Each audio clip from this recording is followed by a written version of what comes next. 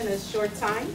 So welcome to the Cultural Equity Roundtable. It's a discussion on issues that are affecting our communities. And then the second half of the program will focus on Imagining America specifically and the conference specifically.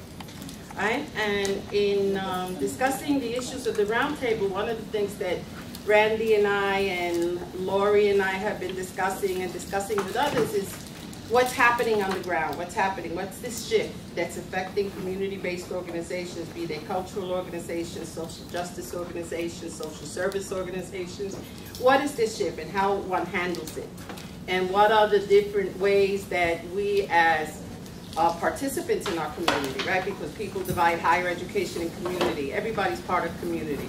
And how you engage in community and how you engage in the issues that affect your community, right, makes you an activist. So that, you know, even in defining terms, we have to be clear what we're talking about. We're all community members. So this higher ed divide between community, we're not seeing it, right? We're seeing partnerships that work and partnerships that will help fortify the issues that we are all concerned about. So before we start, let's go around the room and identify everybody so that we're not strangers, and then we'll get started. So can we start from this end? Sure. Deirdre Stockman, Imagining America. Nay Pointer, DCA. Victoria Dobu, Joy of Giving Something. Wayne Moggins, also with Joy of Giving Something. Cynthia Lee, formerly of MOCA, and now Independent Public Street Consultant. Okay. Robert Barron, New York State Council on Jazz. Nina Olson, Afro-Latin Jazz Alliance.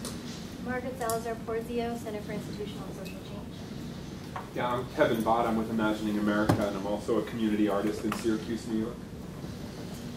Dana Edel, Spark Movement, and NYU. Diana Borea, Department of Anthropology and NYU. Millie Burns, Assistant Professor of Art, Director of the New Gallery of Art. Adrian Mueller, artist, Rutgers University, Paul Works and Galleries. Jan Cohn-Cruz, Imagining America. Neda Martinez, independent consultant and producer here on behalf of TAC, the Association of American Cultures. Jason Van Ryn, I'm with Councilmember Jimmy Van Bramer's office, Indiana Public Policy. I'm Jennifer Adams, I'm Professor of Science Education at the college. Hi, I'm Marcia Sells, Associate Dean for the School of the Arts and Associate Vice President in Government and Community Affairs at Columbia University. Sara Ogger, Executive Director of the New York Council for the Humanities. Arlene, Davila, Professor of Anthropology and American Studies at NYU. Councilman Melissa Viverito, representing East Harlem, Upper West Side, and part of the Bronx. Councilmember Jimmy Van Bramer, representing parts of Queens, Sunnyside, Woodside, Long Island City, Astoria, and Maspeth, and I'm chair of the Cultural Affairs Committee of the City Council. And I'm Randy Martin here at NYU and with National Advisory Board of Imagining America.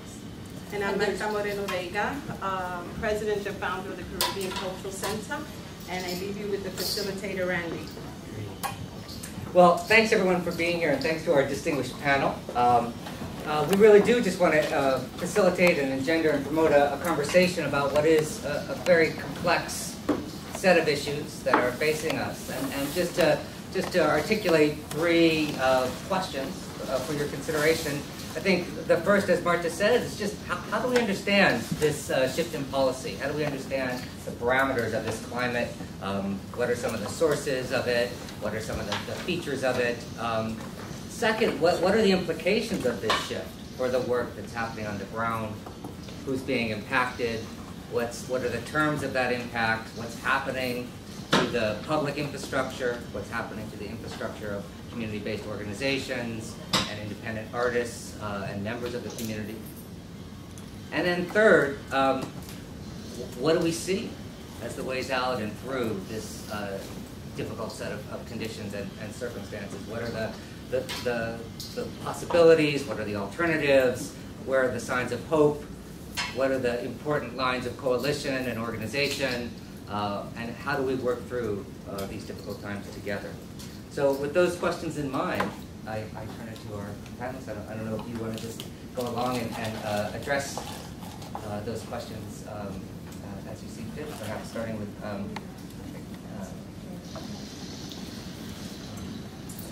Councilmember Van Bramer. Sure. Just writing down hope. It's always a good place to end. I'm sure we can always start there, but well, first of all, I want to say thank you for having me and being here. I've been chair of the Cultural Affairs Committee for the last 2.5 years. Cultural Affairs Committee also has libraries under it, and before I was an elected official, before I was a council member, I was the head of external affairs for the Queens Public Library System for 11 years, and I was also the president of the Queens Council on the Arts, our borough-wide arts council, and I worked a lot with the smallest cultural organizations among us, and individual artists who were just finding the system and just accessing the system for the first time. Now I get to see it from a whole different perspective, which is fascinating on some level. And I'm certainly anxious to hear from everybody and have a discussion. So if I get too much into the weeds, you can sort of just stop me. But yes. But I thought about this question, and I thought, probably, the biggest thing that we do, right, is through the Department of Cultural Affairs, we're funding the arts, and through the Cultural Development Fund, which is upwards of $20-some-odd million, funding our cultural communities. And a subset of that, obviously, is through the 5 borough-wide arts councils, funding the smallest, the newest, the most fragile, yet the emerging artists and art organizations.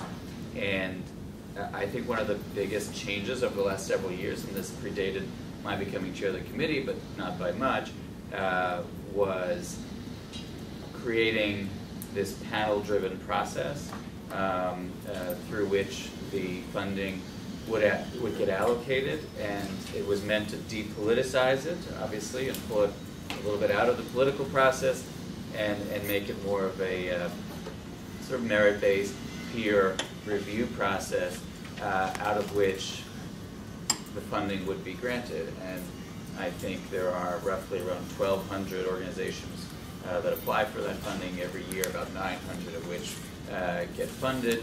And I think that was a big shift, obviously, in how these things get done. But and DCA is here, represented by Danae Pointer. But as fair as that process is meant to be, I think that there are still significant issues with respect to access, and even some issues with respect to the panel process itself and how that funding is allocated, and who has access to it, who can get into it. And so I think that that's both a positive and a negative, and something that I hope folks will want to talk a little bit about. I think the CDF is really important, and the process through which arts groups find funding. I think there's still a gap between a lot of emerging organizations, a lot of cultural organizations of color trying to break in.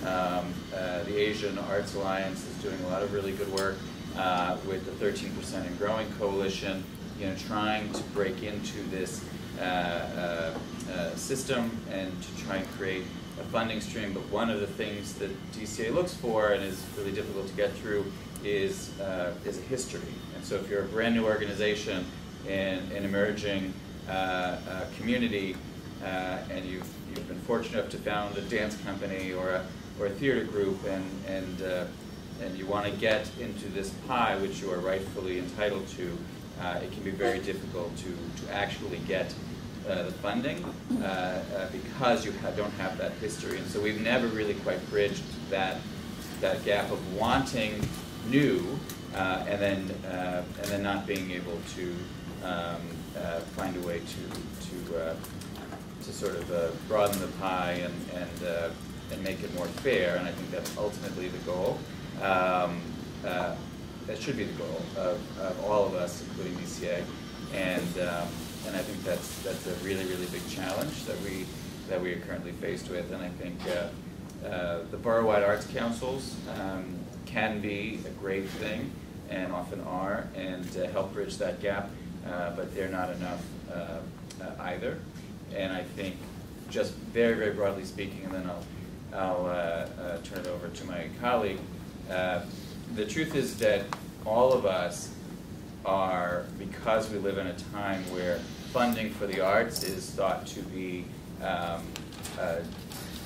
luxury and difficult time, engaged in the fight to simply survive. And when you are in a crisis mentality, every single year seeking the funding just to be able to pay the rent and not have to lay off staff and not have to cancel exhibits and scale down your efforts, it prevents us from thinking about the future and about how we really could have a city that's driven by the arts and really creating a vision for the future of an arts-driven city.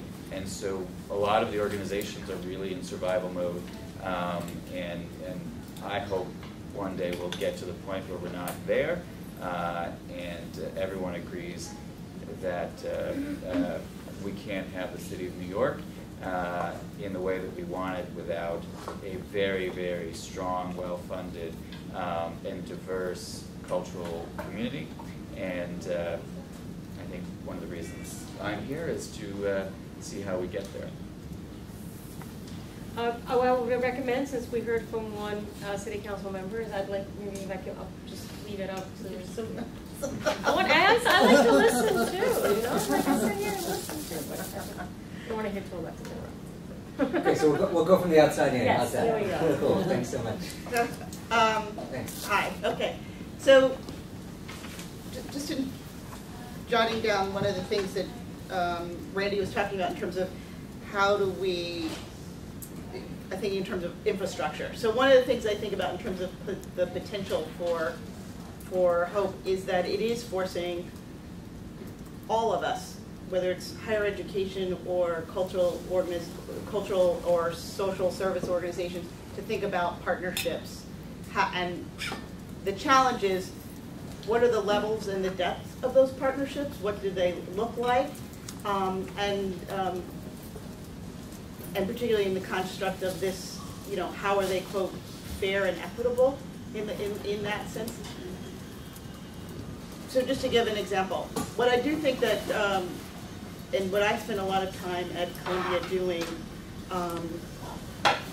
is how do we reach out to community-based organizations, and I do both community-based social service organizations as well as organizations that are arts and culture based, because I do have literally two titles, two spheres of work, one government and community affairs, and one literally within the School of the Arts as an academic theme. What one has to do in terms of that is also think about, from an institution standpoint, what are the things that we as an institution do?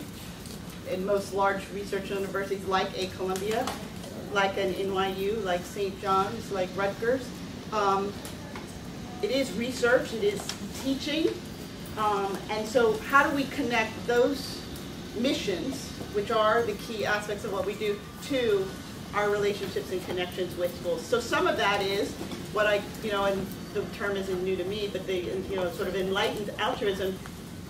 What are the opportunities for our students to connect? So from the context of the School of the Arts, we're also looking at how do we connect in terms of the 4 divisions within film, theater, writing, and visual arts.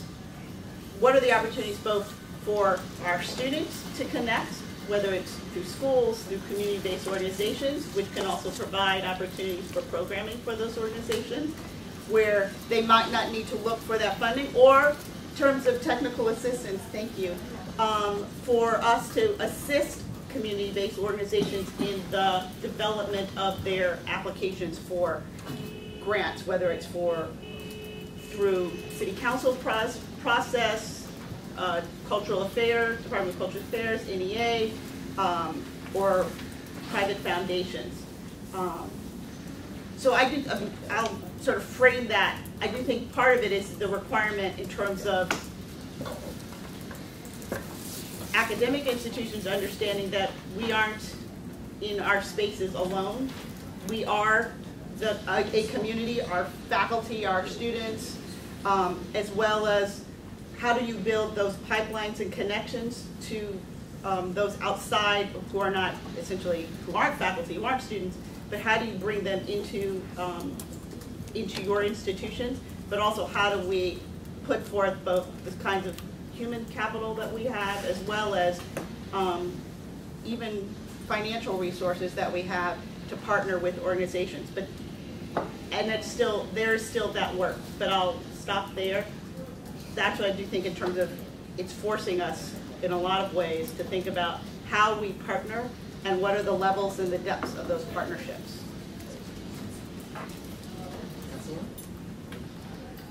Well, I mean, I think that I know that Marta had us come here because of, we are to a certain extent policymakers, right, as elected officials. And we really are, as council members in particular, really on the ground in touch and hearing directly from organizations about the challenges that certain policies may have on them and how we could try to figure out ways of making improvements.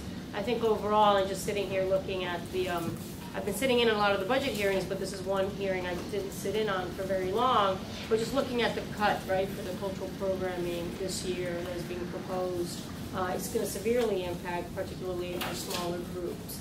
And I think that the challenge that the cultural organizations are facing is a challenge that we've been seeing in all other sectors, right? Nonprofits in general. You're seeing these austerity measures. You're seeing less philanthropic dollars, seeing less tax levy dollars for programming in general. And it is forcing to really be thinking creatively of how we can have a greater impact with less ability. I know organizations have talked about merging, and there have been organizations that have merged. Smaller nonprofits working together, developing these deeper partnerships as a way, maybe like-minded organizations figuring out ways that they can work more closely together. And that is some level good because there's a level of creativity that I think and outside of the box thinking that is generated out of that.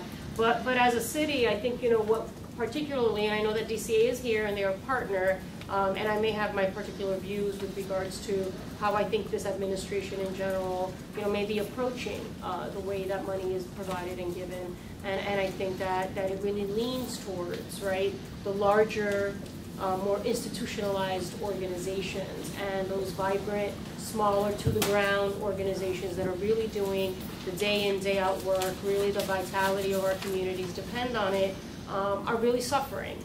And they're being pitted against each other because it's less and less money that is available, and then you're fighting amongst yourselves to figure out who's going to come out on top. And that's not a good place to be. And so, I come to these kinds of conversations with that, we are very on the ground, very grassroots, very committed to our communities, but we also don't have all the answers, right?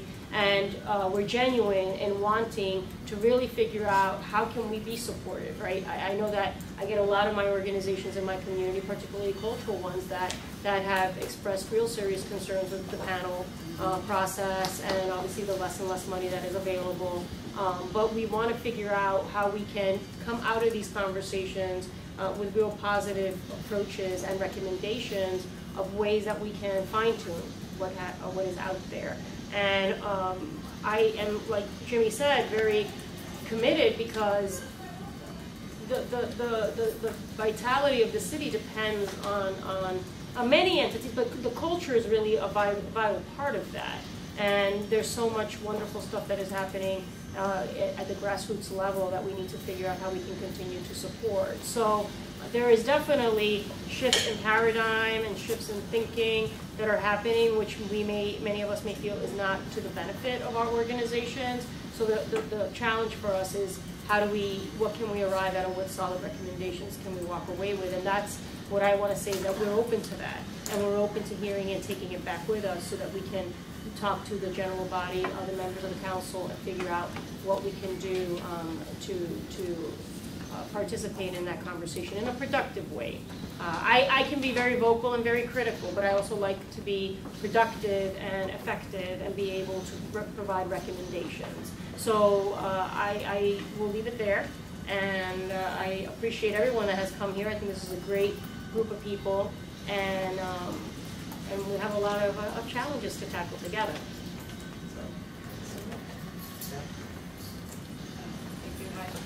Sara Ogger, the director of the New York Council for the Humanities, and I want to thank Jan and Imagining America for inviting me on. You mentioned partnerships, and this is part of what we try to do at the council. We have a sort of a formal partnership with Imagining America to support conferences and bringing community together around the ways that arts and humanities can be a bridge from the academic world or the university world or college world to the community. The council is a 501c3.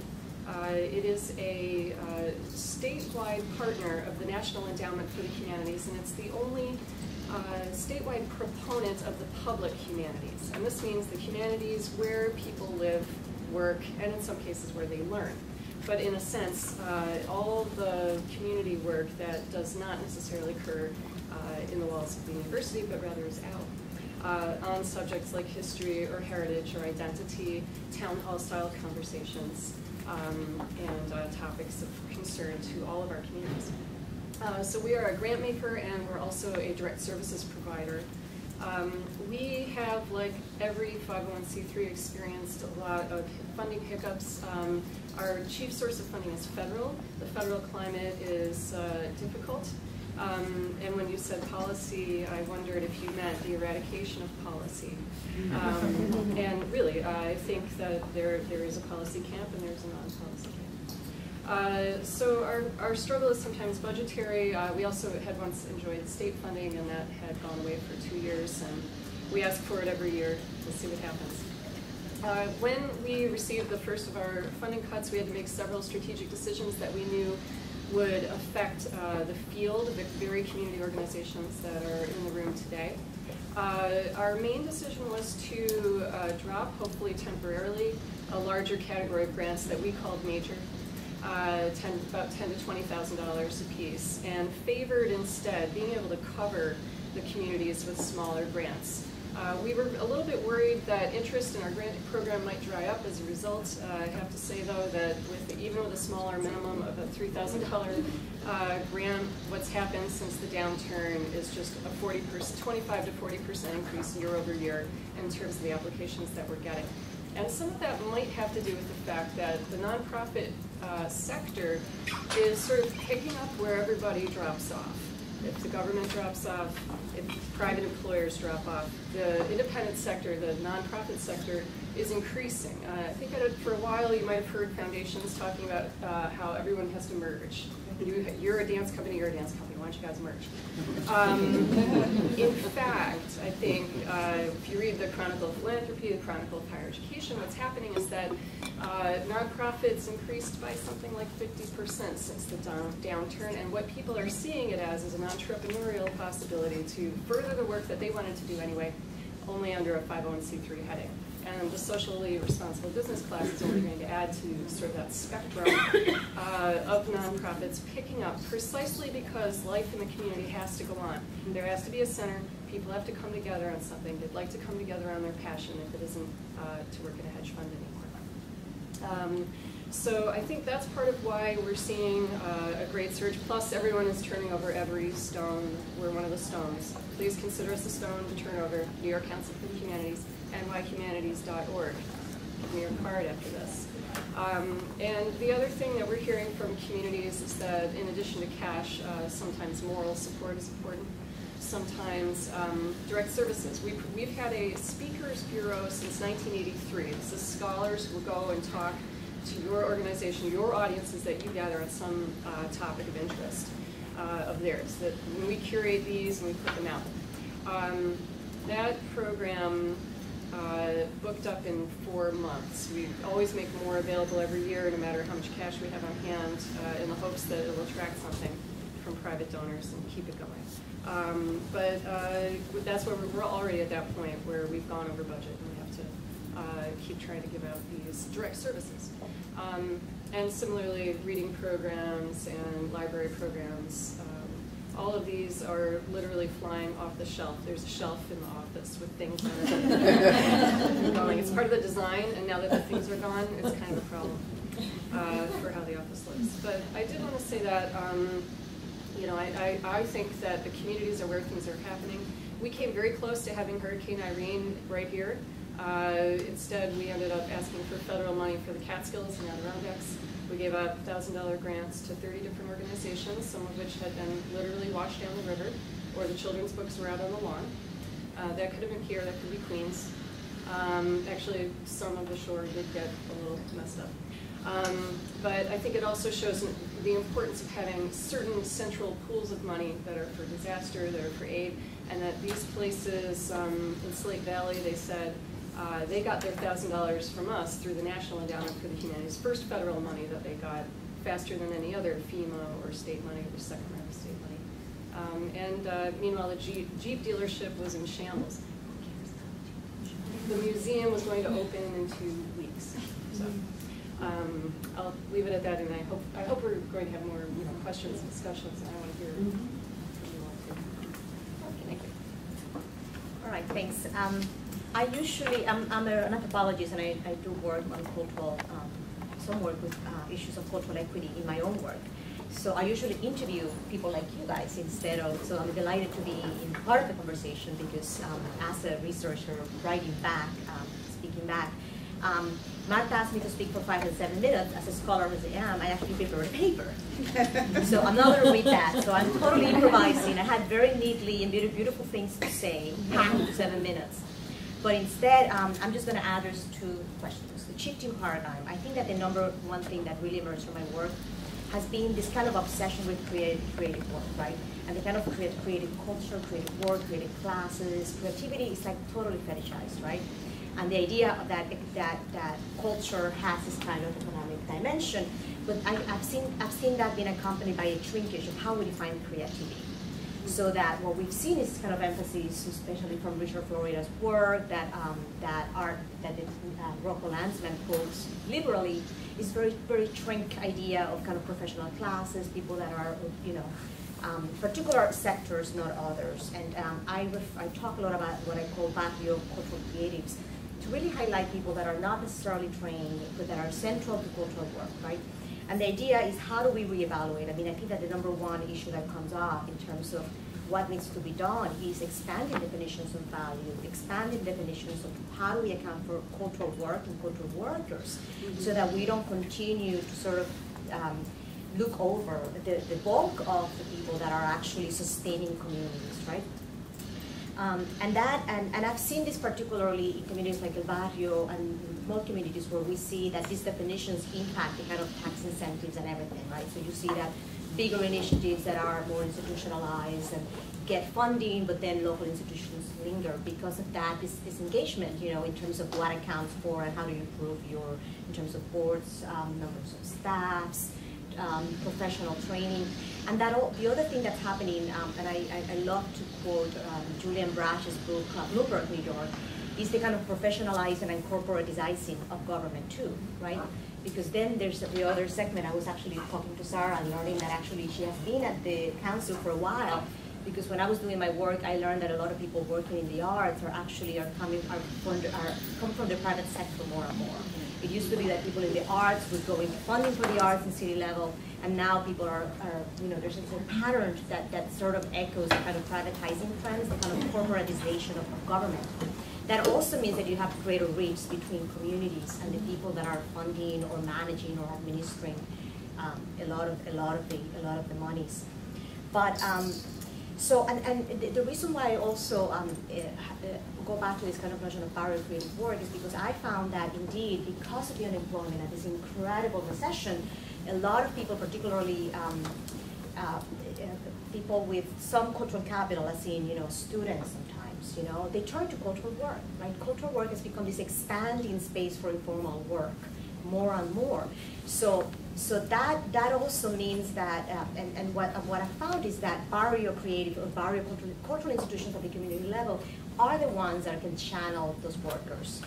This is particularly with Latino artists who are so, there's this big gap between mainstream art world, right, and you know, the Whitney, there are many examples of the ways in which you have this disparity between Latino creative work and mainstream institutions. So that's one of the reasons why community cultural institutions become so central, right? Because these are the institutions that really channel these workers, know where to find them, know where to get them for gigs or training. So again, the idea of cultural community organizations are not only central because of the role they play in terms of nurturing ethnoscapes, and which is another component of expanding value, but because they're central to a range of new workers, right, that are totally bypassed by into the regular economy. So one of the things that I highlight is that notion of like community cultural works as being networks alongside a growing class of creatives that tends to be bypassed. And I would include here street vendors right now, actually. Right now there's a big debate about, you know, street vendors that are being paid thousands of dollars, right? Yet how can you talk about El Barrio if you don't have street vendors, right?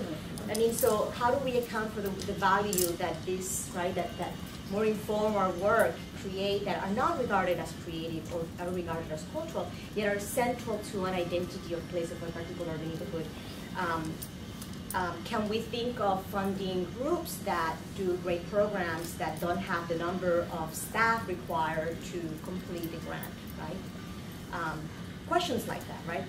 And then the other key thing in terms of changing paradigms, and I say very clearly, I have no pelos en la lengua, is this incredible racist climate, right, that we're confronting, that I think is really key to account for and name, particularly this ongoing rise of kind of color blindness, you know, so that, which is really significant because, you know, when you look historically, a lot of institutions in New York and elsewhere, cultural institutions, came about, right? Not because, you know, all of a sudden people were, you know, warm and fuzzy about people of color, but because social struggles and because of great demands, and the government played a big sector. In other words, it was not the democratizing tendencies in the art world, but rather, right, the muscle of government funding responding to particular demands and social demands that led to, right, funding for a lot of these institutions. But back then, however, at least you had the language, right? You could speak about racism and you could make demands around Puerto Ricans or African Americans, you know, you could name the name and you could speak about the importance of particular groups. Whereas nowadays, right, a lot of this, you know, there's just climate that particular identities are regarded, any kind of claim that is seen as two communities regarded as ethnocentric, chauvinistic, a discourse of the past. And that really hurts communities, right? Particularly because these communities primarily are communities of color, representing community groups of color. So how do you begin to even voice the needs of your community when you are said that you can talk when you can talk race, right? When you can address race. So I think that's 3 minutes. I don't know. I'll leave it at that, hoping that we can have more conversation. But I'm delighted to learn more. Thanks to all of you. I mean, Thank you all.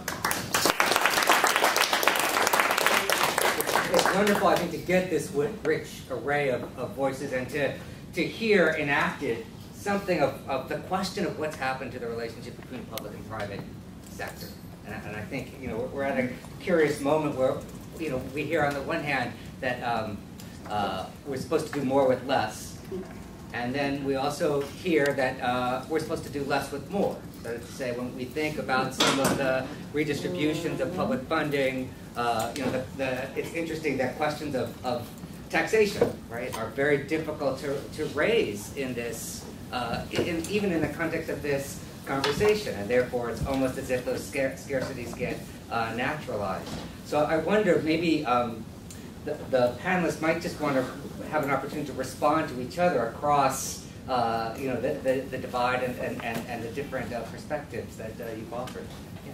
I just want to raise 2 things, following from particularly what said, one of the issues of how do you raise the question about your community and even discuss it when you can't, when you're not even allowed to sometimes name it because of all the vitriol around languages, particularly around language of race and ethnicity.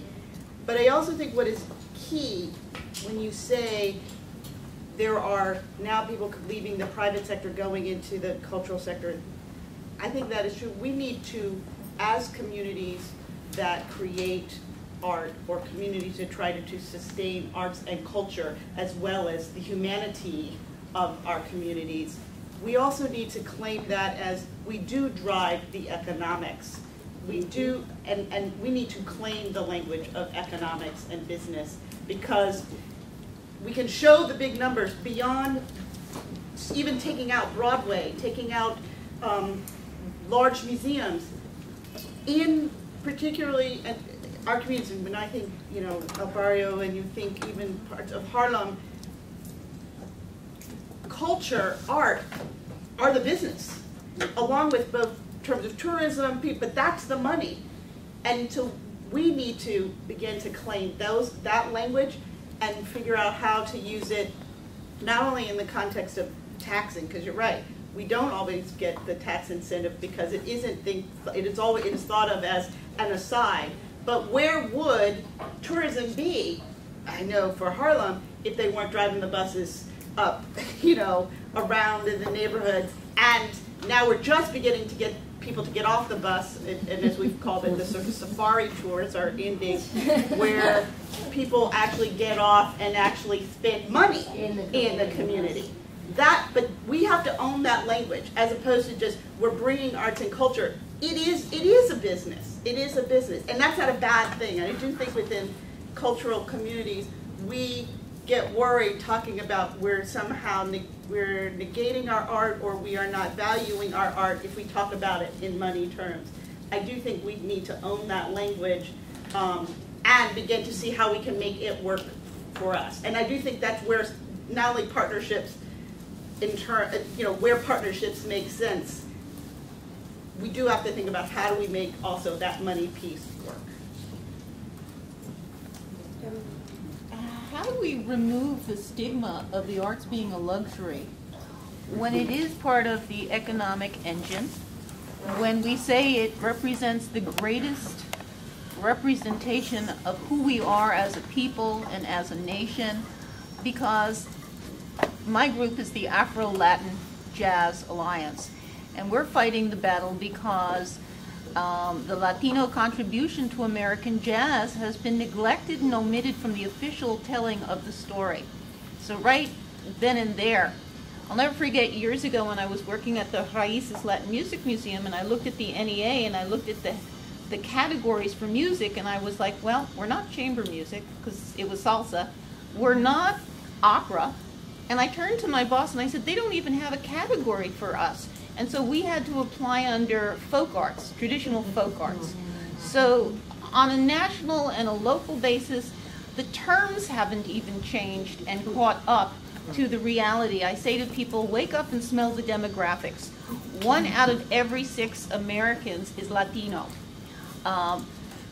We were here last time, and there was talk about the Association for Responsible Philanthropy and their report that indicated that foundations are still giving primarily to the white mainstream large institutions.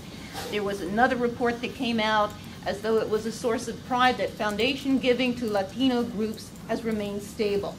Well, now, that was supposed to be a source of pride, stable, but the demographics are growing, so stable is still inadequate. That's what it really means. So this idea of communicating that the arts are so seminal to who we are as a people. Everyone comes from around the world, and they don't just come to the United States, they come to New York. They come to New York because of our culture. So how do we change the discourse and make it more of a priority and shift away from the response of looking at the arts as a luxury? Yeah, I wanted to address the question that you just raised, which touches on that. What I found is that, this notion that we have to claim the language, right?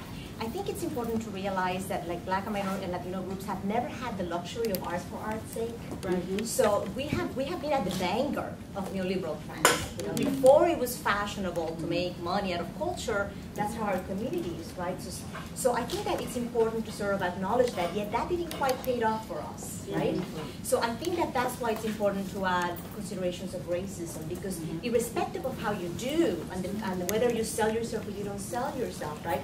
It's on the basis of the community you serve, the work you do, and who you're affiliated that you're valued, right? So I think that that's why it's important to sort of not buy into that economic language, you know, so quickly, because we have been doing that, and be more attentive to sort of, you know, of that other card of, you know, which brings me back the notion of expanding definitions of value, right? Because the question is, how do we measure, right, what these communities produce, right? Because it tends to be in regards to numbers of tourists or people from the outside.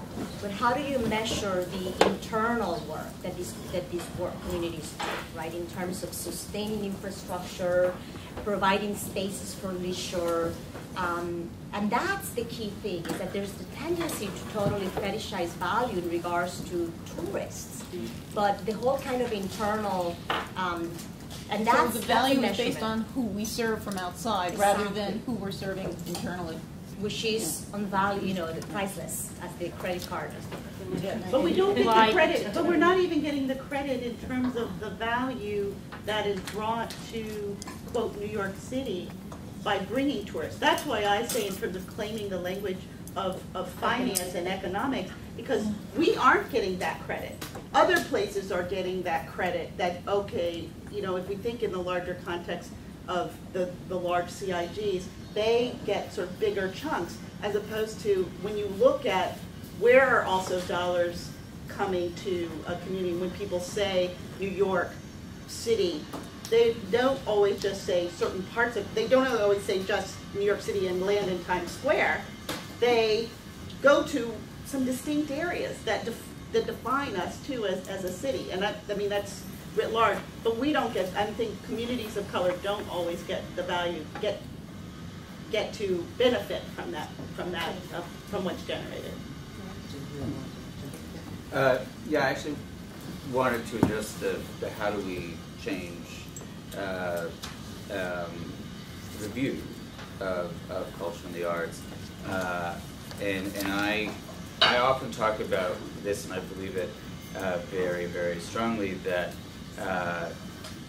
we ultimately need to change the face of government itself, right?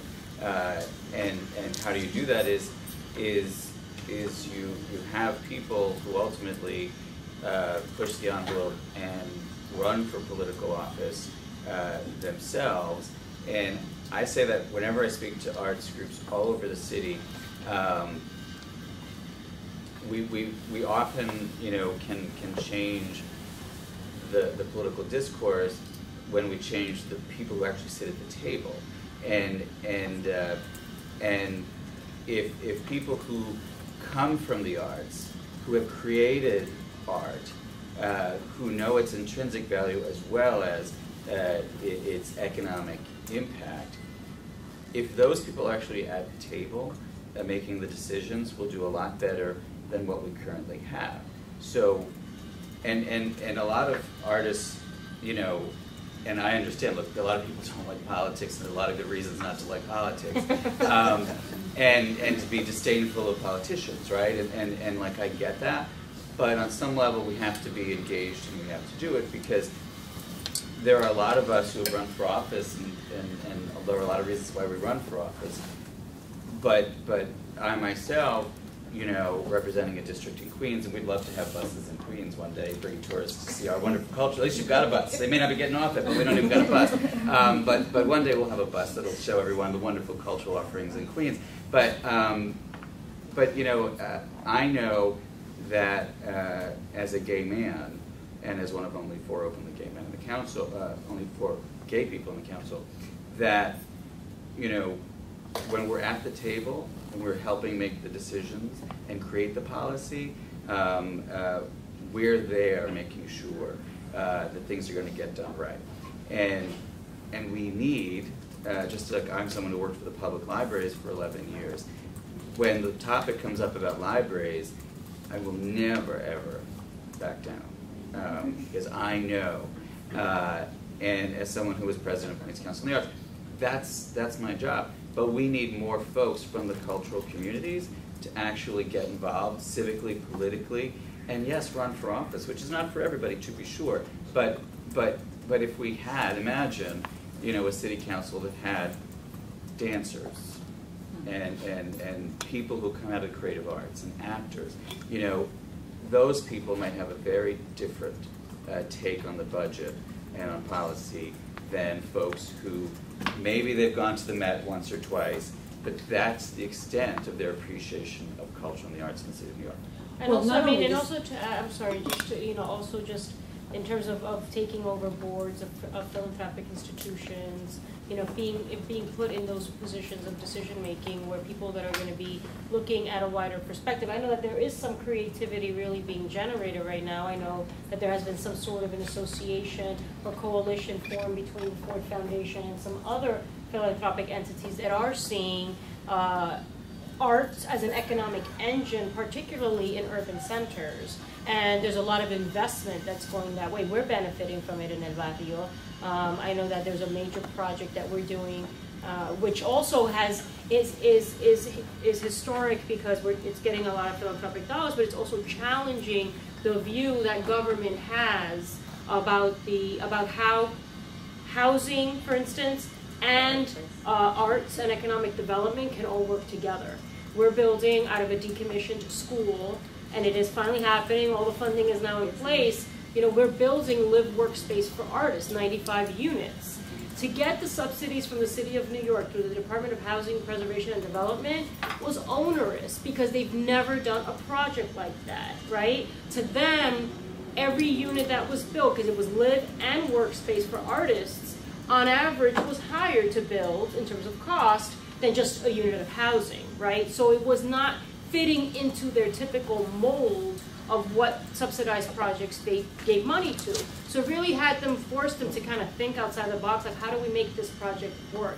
It's historic, it's the first type, I think, that is receiving that type of city subsidy. But that is gonna pave the road, right, for other projects, and looking at art and having artists live kind of in a communal experience, because you're gonna have now this hub of 95 artists with their art space, creating art, being housed right in the center of a community. So the economic impact is going to be unbelievable, right? And so that kind of stuff and funding it is really going to open the door and is paving the way to change policies. And so that's the kind of stuff that we have to force the conversation, because it's really thinking outside of this government box, which can be so rigid sometimes. So it's really, I mean, you know, that's why I say it's a frustrating time, but it's exciting too because of what it can lead to. But having people like yourselves in those decision-making powers, whether it be in government or in the private world, is important because it has to be more reflective of the demographic changes, without a doubt. I just wanted to say, not only your really good point about having artists in government, and there are some interesting examples of what artists do, even with their campaigns, not even to mention what happens once they're in office, but looking at the different sectors we all work in and how we can push the paradigm. So for example, those of us who teach in universities what's the art that we have our students looking at? So there are a lot of different positions from which we can make a much wider paradigm, and I think we all have to look at our own situations and figure out what those are for us. And hi, I'm Karen Atlas, and with the Arts and Democracy Project and Naturally Occurring Cultural District Working Group. And I guess I want to get into some of the specifics. Like basically all the work I'm involved in is about trying to integrate the arts into other processes in the city and nationally, whether it's artists in residence with labor union locals, or it's integrating arts and culture as part of participatory budgeting in New York. And I think that there are things we can do to make it more hospitable to do that. And so I guess that's what I'm trying to, the Naturally Occurring Cultural District Working Group, one of the things, building off of what Jimmy, you said was, one of our recommendations is cultural liaisons to council members. So even if you don't become a council member as an artist, that there's somebody in direct and ongoing conversation with council members about those issues. I think around like participatory budgeting, one of the challenges has been that it's very focused on city-owned city processes because it's capital. So how do you get grassroots arts and culture incorporated into that process when, and I chaired I facilitated our Culture and Community Facilities Committee, and it was really hard because basically the SIGs are the ones who are on city property, and if you want to involve grassroots groups, we did it through the libraries. But then you have some specific things like what are the hours, and the libraries are getting cut back. So how can we be allies with the library so that they could get more money so they could stay open at night so we can create performing arts spaces there and community cultural centers. And I think, you know, the other one that I'm just going to put that out there is the internalized disconnect between arts and culture and community that I'm finding just in the work again in participatory budgeting, people immediately going to, oh, the arts are elitist, you know, so how do we reconnect people with the culture that's such a deep part of themselves? You know, I feel like on all those different levels, we're having to look at some of these things, and at the same time there's all these incredible opportunities like participatory budgeting where we can start rethinking those things. So I guess I want to put both out there, the specific challenges, the opportunities, and then what are some mechanisms like these cultural liaisons or things like that that could help, you know, rethink some of these things. I guess you're part of the citywide. Are you part of the citywide working group on the participatory budget? I'm on the district committee for the 39th district with Brad Lander, and okay. Yeah, we've been doing, you know, what we can. Right. No, I mean the concept that, you know, we've 4 of us in the city council are implementing this idea of participatory budgeting, which is taking some of the capital dollars that we have available that we distribute in our communities and really putting it up to the community to decide how they want to spend it. So we've been having this wonderful, really vibrant, you know, conversations throughout our districts, letting people come up with ideas. You know, what would you like to do with the money, and explaining to people what capital money is and what certain criteria are. You know, generally that the city funds. There are limitations, yes, understood. But really having the conversation be at the real local level, people that live in the community, it's your taxpayer dollars, what kind of improvements would you like to see, what would you like this money invested in, and some really great conversations are generated from it. And then from there, they're vetted to make sure that these are projects that the city will fund, and then we put it up to a vote. So we allow the community to go vote. There'll be like 30 projects on the ballot with descriptions, the cost, and we will fund as far as we can go with the $1 million, each of us at minimum in our districts. And so it's you know, the idea and that process, how can it be applied across different sectors, or how can we implement it in different ways? I mean, it'd be great to see that like in the philanthropic world, right? Let the money be decided. I think there's some way a loose concept of that in the panel, you know, but not it's not. I don't think it's you know that grassroots, but you know, that idea of how that process could be implemented across different spheres, different fields, and letting it be more democratic in that sense, and then be more reflective at the end of the day, right, of what the needs of a community are. But I think you've raised it, and I know Nina raised it too, about the challenge of like how the arts just continue to be seen as an elitist thing and not accessible or available or open to our communities. And I know that's a challenge that we face as well. Or as Arlene said, that people don't see that some of the day-to-day stuff that is happening in communities is art, you know, and that can be defined as such, and that it's empowering. It's, you know, it's a way of really keeping the legacy of our communities alive, and so breaking down those definitions that sometimes have been imposed upon us. How do we redefine it in a way that really is approachable? The CIGs get 80% of the overall DCA budget. Yeah. And they are, by definition, the institutions that really do represent the elite. And they, you know, they have boards where it's extremely prestigious to be on the board. Yeah. I mean, I started to realize that for a nonprofit arts group to be able to survive, not only survive but flourish, you need very, very wealthy people on your board. So right there, if you're a community-based organization and you want to serve your community, you're looking for people outside the community to join your board because they have access to funds, either their own or they can get from others. And I thought, now there's a strange kind of dichotomy there, because it's almost like redeveloping the patronage system, you know, where you're going to go to the wealthy to ask them to support the arts. I mean, it's not new, that's been going on for quite a while, but, you know, people of wealth want to be on the board of the Metropolitan Museum. They may not want to be on the board of a small arts group in the Bronx. I mean, it's just the reality.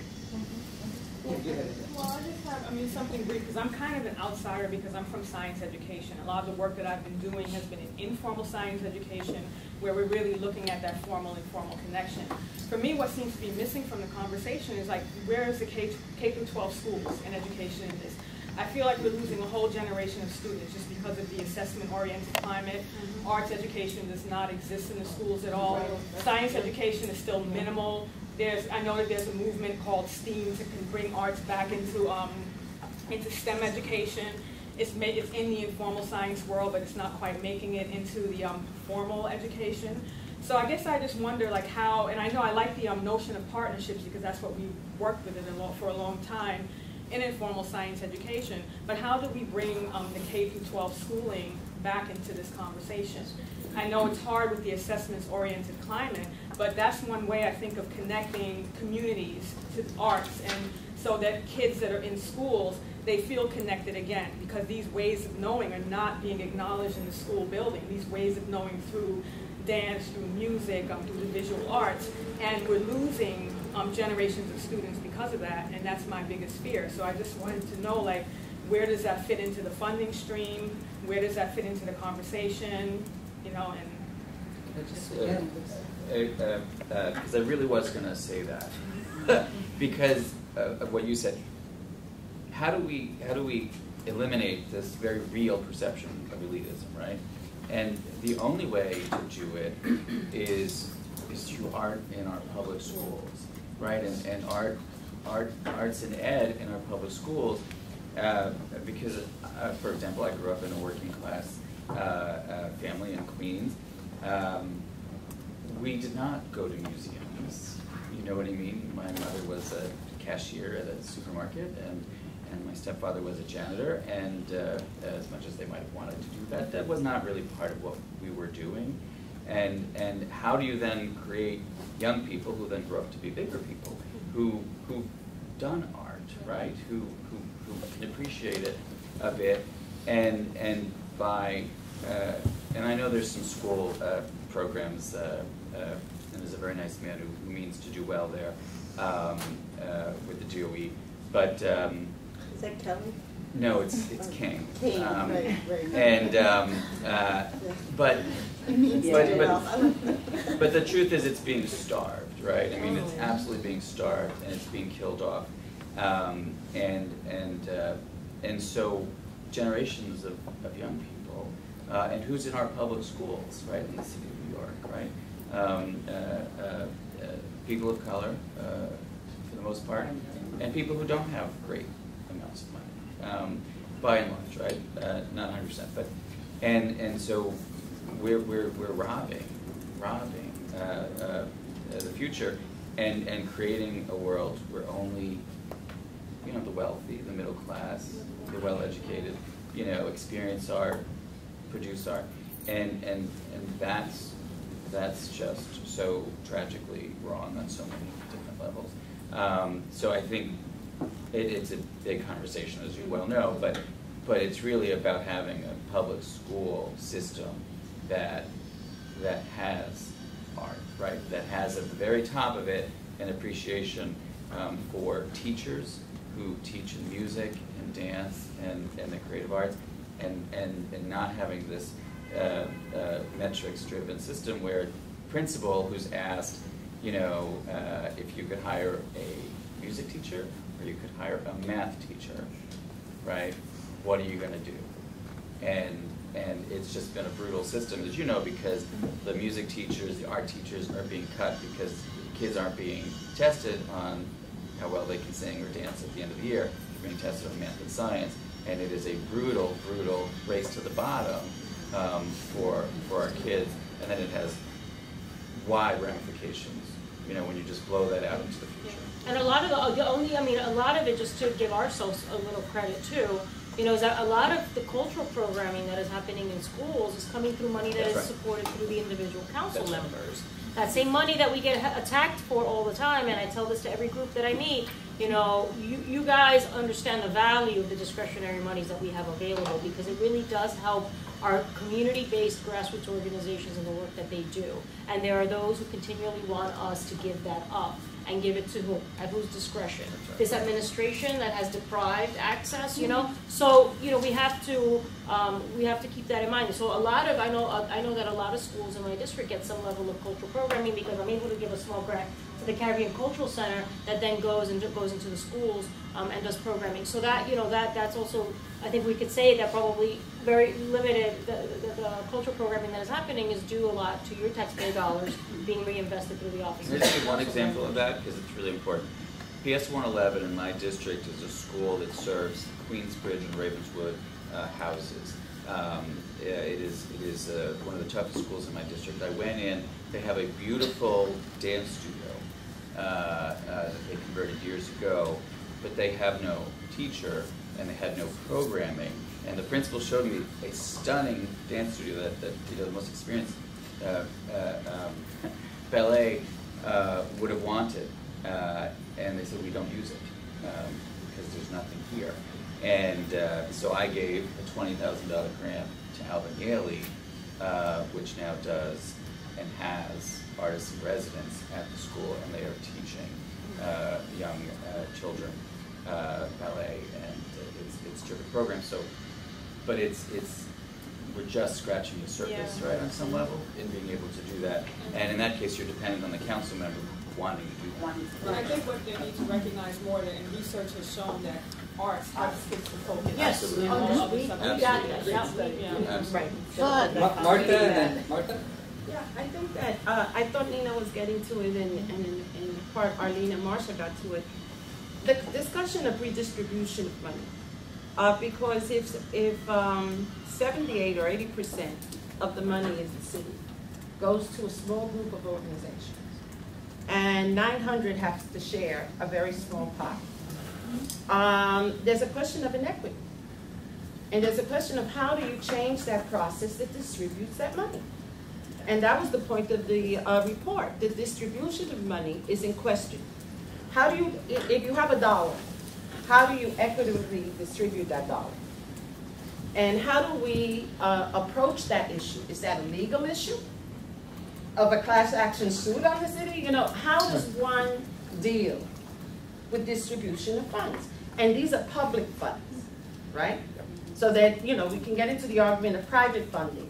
And then, I mean, Arlene's book on sponsorship identities is critical because that goes to your point, Marcia. If you sort of clean up a place, right, clean up in quotes, to look like other places that are not your places, then people feel comfortable jumping off a bus. So the more our communities look like not our communities, is it that makes people come in, right? And to what degree does sponsorship dictate what the cultural identity of that community is? I mean, we were in Puerto Rico. Ferrez Museum has Walmart, right? Sponsored galleries, right?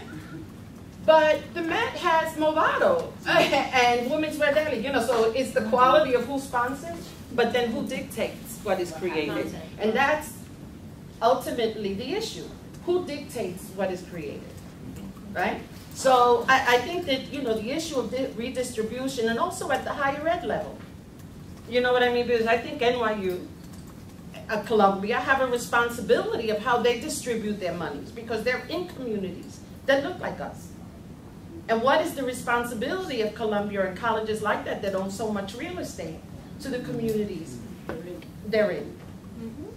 You know what I mean? So how do we get to that? Because, you know, we're always talking about more money, more money.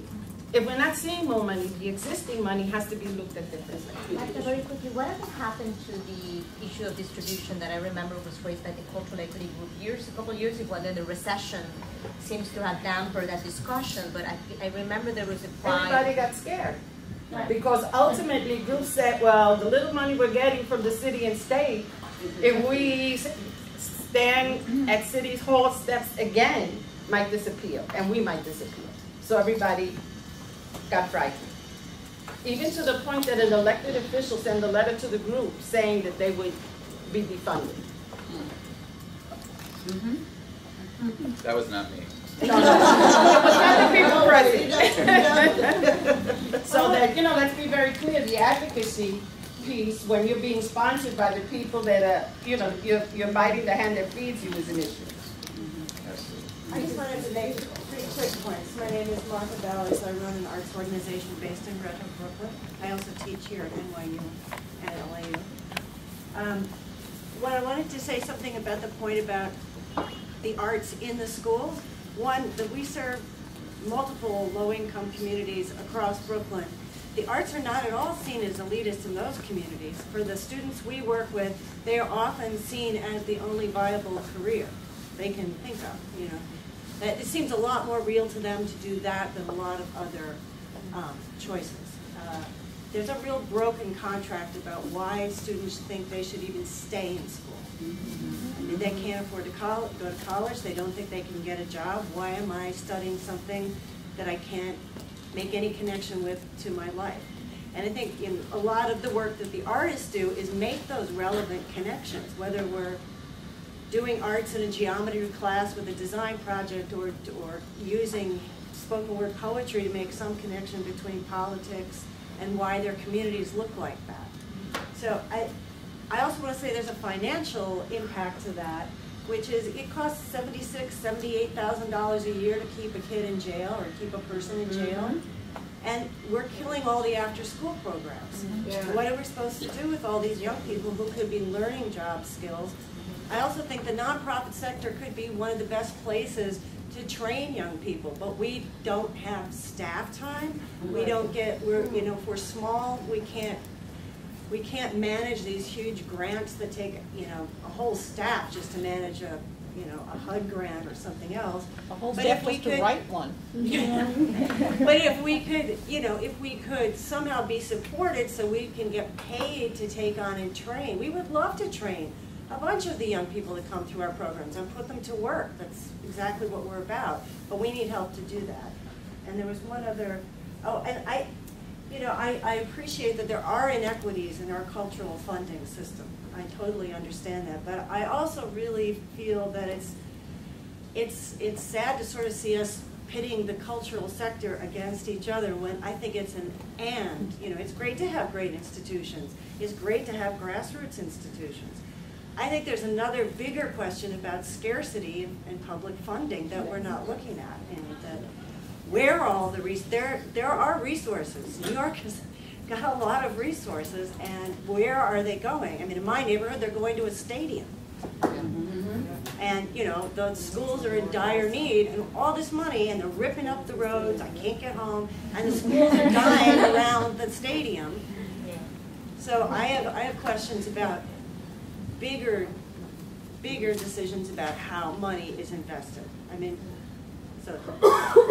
It's important to understand. Yeah. Sure. I've got a line. Go ahead and then. Greetings, everyone. So, very excited, very engaged, listening to everything thus far. I'm an educator as well, more in history and humanities, and I'm listening to several different discussions happening in terms of, well, what about K through 12, and what about colleges, and then also what about the role that colleges play in communities. And as an education researcher, one of the things is for teachers the teachers, the core of teachers, to actually be engaged in the community. And that's one thing that these teachers do not get when they go through these pedagogical colleges and get their degrees. It's the science of teaching, this pedagogy, which is do this, this, and that, which is totally completely irrelevant, doesn't connect to the kids in the classroom, much less their community. So perhaps maybe the Teachers College, NYU Steinhardt for cultural and everything else that they call themselves, and I'm aware of them. Sorry for butchering the name. But perhaps if at least just the teaching academies could then take on that realm, that area of expertise, whereby they train their teachers to look at their communities and their children as like a bevy of culture and artistic production and view those communities as vibrant places for various intersections of music and dance and history and culture, then the college itself would then automatically be more relevant.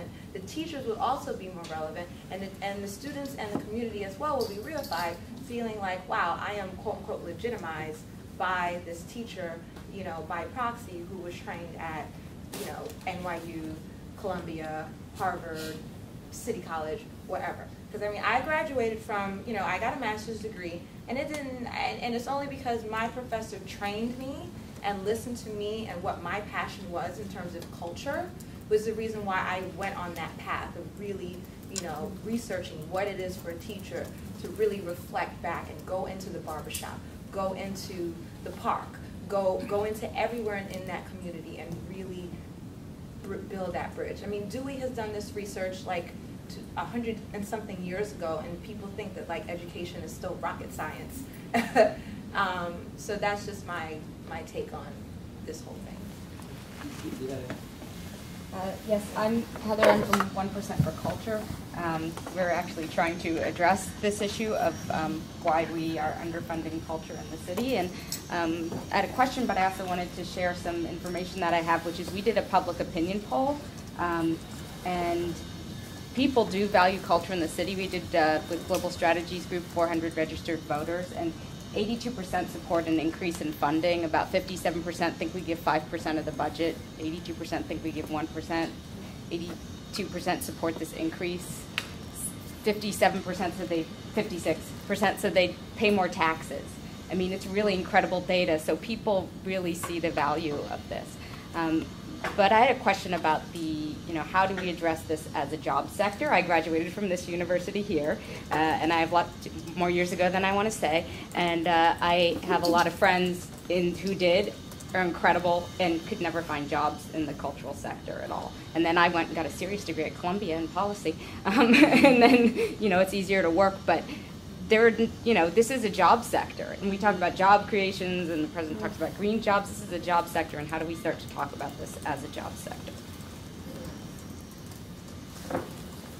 I think it's important to underscore that there's a ton of empirical evidence that the education and the arts contributes in a really measurable way to overall educational achievement. And I think that brings up the question of what are the compelling arguments for support of the arts in addition to the economic impact one. And so one of them is educational achievement, but there are also some that are less, that are a bit more intangible, but I think also compelling. And I'm curious about the reaction, the response of the elected officials to that. For example, a few years ago, I was at a national conference at Celtic Sculpture, which is devoted to traditional Irish folk music, and somebody from the Cultural Ministry of Ireland said they feel that the arts has a really critical role to play in social cohesion, bringing people together, breaking down class barriers and such. And and of course this whole initiative here is about civic engagement. But I was just wondering how that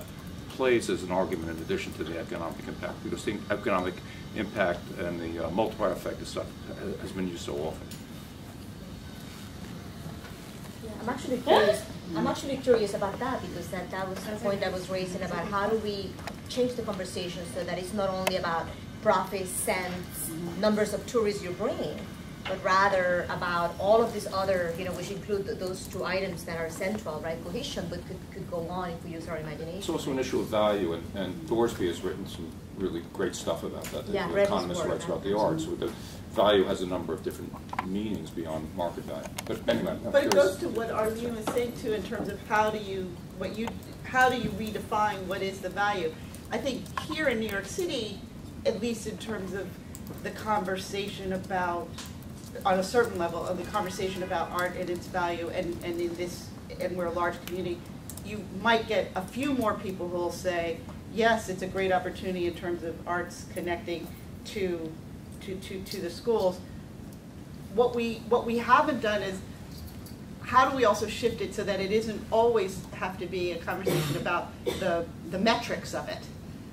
That's what happens too, is that, how do I measure that kids actually are doing well in math. Unless you can provide that kind of metric around how they're doing well in math, then there's always a conversation of, oh no, you shouldn't, maybe you need to not have that art teacher because you need to spend 6 more hours doing test prep for a math program, as opposed to what indeed is the value of keeping kids' interest and focus to stay in school. That's not happening with test prep, but that arts in a way creates, and there have indeed been studies that creates a way that says, I want to go back to school today. I'm excited about what's about to happen because we're going to do something around spoken word, or we're going to do, you know, draw our neighborhood, which, you know, will teach me about, social studies and all that. But that conversation also, I have to say on a very personal level, is a difficult one to have, and sadly, you know, on a political level, the DOE, this DOE, has not been as excited about that. They actually punish some schools, and I say that because a school that is in council member's district where my child goes to school is one that's been given low grades, all because we don't show progress on the math and the English, or the 2 teachers that are our 5th grade teachers are considered low performing when it's a school that's an elementary school that's blended classroom. How do you then punish those 2 teachers for this sort of nebulous thing that's supposed to be they didn't show progress, or they didn't have a great 60s or 70s on the math test, but you have kids who are engaged and excited to go to school. When you walk into the classroom, they can engage and have a conversation with adults. They can write papers that are clear and based on their grade level, but that they are excited to engage in education. What's the value of that? And that we have not had a conversation. And art does do that, because this is a school that integrates art, music, movement, visual arts into the curriculum, and those teachers aren't considered peripheral who teach those subjects. They have an ongoing conversation with the math or the teachers who teach math and literacy, but they're not valued. I mean, literally, Dennis Walcott has said terrible things, and so has Shay Sharansky about this particular school, because it's not really doing what it needs to do, create workers. Well, I mean, that's an important issue you bring up, but I mean, the thing you talk about social value, right, is I think it's critical, particularly when we talk about a city as diverse as New York City, right? There is a benefit to seeing art, not only for the economic value, but also a way of reaffirming, particularly young people, in their identity and who they are, but also using the arts as a way of bridging the differences, right, to help find the commonalities. That leads to social cohesion, right? We have to be able to understand each other. We have to be able to be willing to work with each other and not live in these segmented communities where we feel that we can't, relate to each other. So I think that there's a value in seeing it, and you bring that to the attention, and I think it's important, and really being able to bring that up in the conversation about the value that arts have in creating that level of social cohesion to the city, I think is important, and the value that it brings to our communities when we can do that. And I'm I had not heard about what you're raising, and it obviously raises great concerns because, again, not valuing the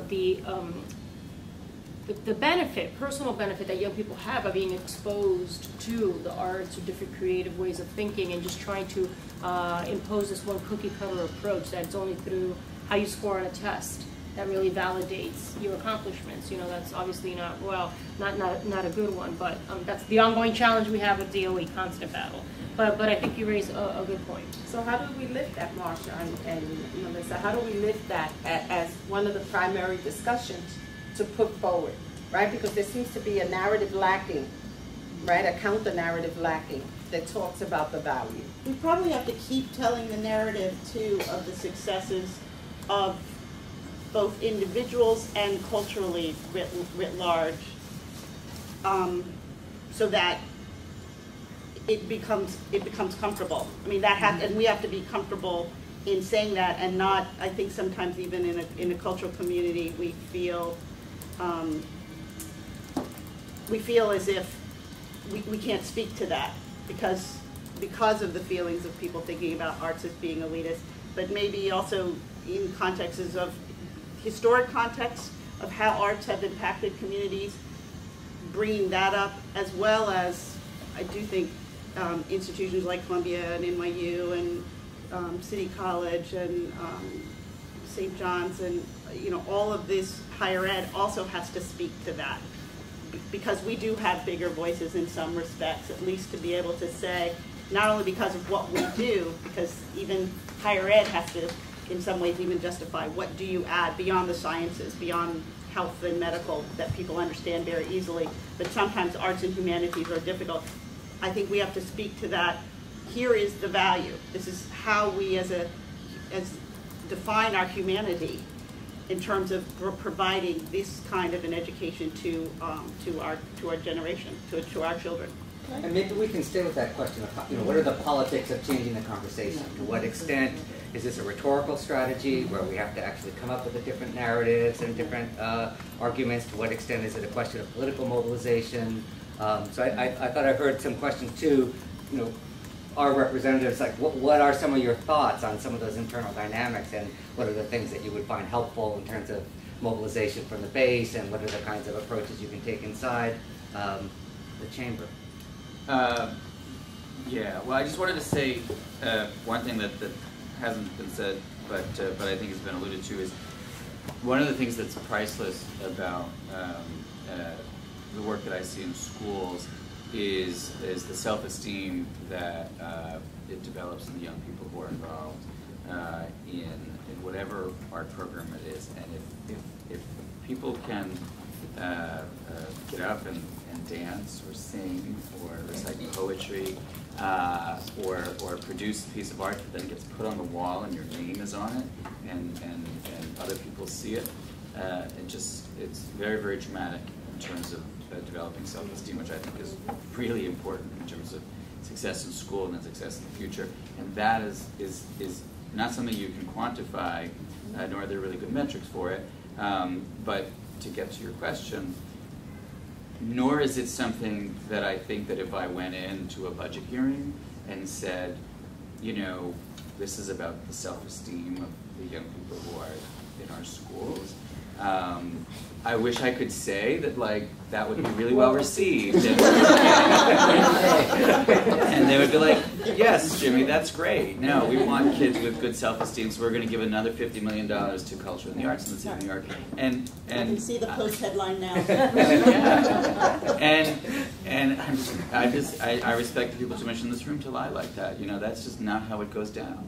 And so yes, we have to sort of change the discourse amongst ourselves and in communities of color, but we also have to change the discourse at the decision-making level at the top when people are in a room and they're making decisions and, okay, we're going to cut that $10 million, we're going to cut that $12 million, we're going to put that money here, blah, blah, blah.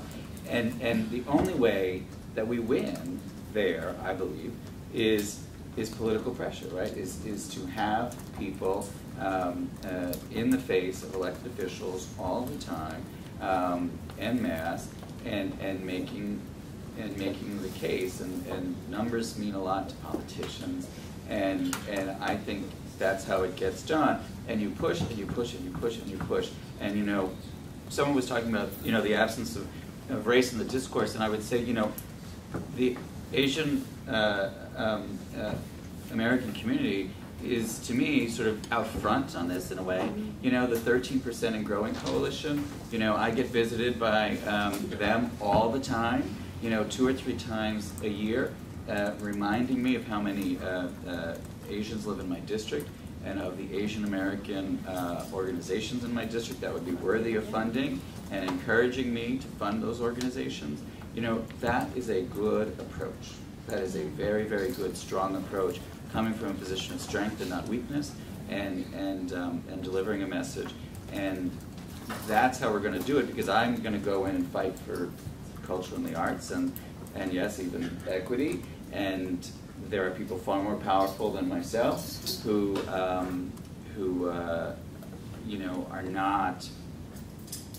not sensitive enough to the things that we're talking about in this room, and may not even, quite frankly, care. How do we do that? I mean, there are lots of different answers, but there's nothing like direct political pressure, right? And I certainly come from a place of activism. That's how I got involved in all of this, and getting arrested and doing civil disobedience. And I'm not saying we should all get arrested today, and, but it is a strategy, and ultimately political pressure gets it done, I believe. Great. Yeah, let's hear from folks we haven't heard from yet. Yes, just a question. I was wondering how the issue of immigration complexifies what we have discussed so far, because it seems to me that so far communities have been defined as stable, within the border, entities that are able to represent themselves legally and to have a voice, and but they are groups that are in various situations and much more mobile situations, and I was wondering what was your take on that? Yeah. No, I guess I couldn't agree more, and it goes back to the same discussion that is running, right? How do we expand the conversation, right? So that groups, community groups, right? When we're talking about community groups, we're talking about people at the margins, and that also includes a huge, primarily also undocumented immigrant population, right?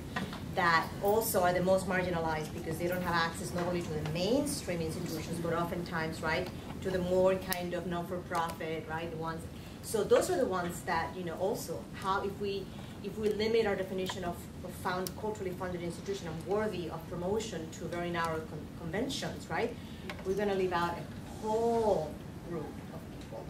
And in this community, actually, some colleagues at Princeton just came up with a book that it's about immigrants and the arts, showing the important role that arts play in terms of entrepreneurship in this community at all levels, right, and also for social cohesion. And their agenda is exactly that, right, trying to come up with a volume that documents, right, the importance of the arts in the undocumented sector.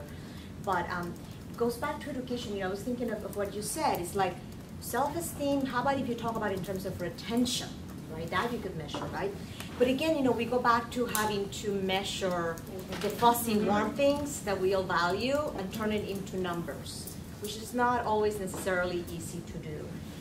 And that's why I'm sort of lukewarm about this notion that we have to develop economic measurements, because then we're sort of sometimes shooting ourselves in the foot, because not everything we value is so narrowly quantifiable, right? So it's the notion of, you know, if we have this notion of arts for the art's sake as universal, why can we, that we don't touch? It's like a sacred cow, right?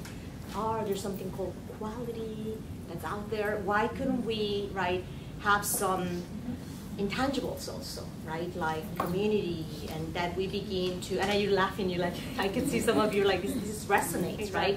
Because it's our issues that I think we recognize, but then why don't we bring them up out loud and speak to them, and sort of bring them, you know, as opposed to having to go around them, say, just be very upfront. There's certain things that are not quantifiable, but they're very valuable to this community.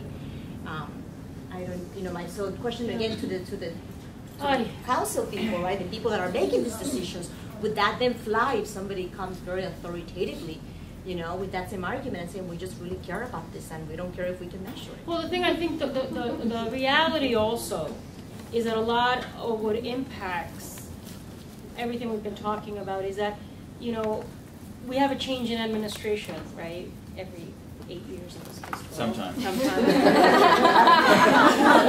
And, you know, and each administration brings with it its vision, right? This administration has been very aggressive about development, zonings, and those zonings have implications for community, for sense of place, and impacts then, you know, on how those communities are reflected. You know, every administration has a different philosophy or viewpoint, and, you know, and on those issues I differ greatly with this administration. And so I think that, you know, part of this conversation is that the reality is that sometimes our strategies have to shift because the time calls for it, right? The time is calling for it now. There is going to be a change in administration, and now the demands have to be put out there about exactly what expectations are. What are the things we value? What are the things that we feel are important? And that has to be factored in the conversation as the candidates start debating, right? That why they want to lead the city. So that's, you know, an opportunity also, because there are some things that do fluctuate, You know, there are some things that are steady, there's some things that, you know, are uniform, but there are things that really do fluctuate depending on who is at the helm. And so that's a reality also, that kind of, it does lead to a certain level of uncertainty, because we've been working under certain you know, standards during this administration, but they could be completely turned over on its head with the next person that comes in, because they may have a complete different value system or a complete different vision, and then we're going to have to readjust, you know, in terms of our strategy and how, you know, how we move forward. So that's, you know, that also adds to the confusion, I think. And again, I see it as opportunities, you know, for positive change if we take advantage of it, but also it could be a little bit tenuous and uncertain as well. And I mean, that's the reality. I just want to follow up on that.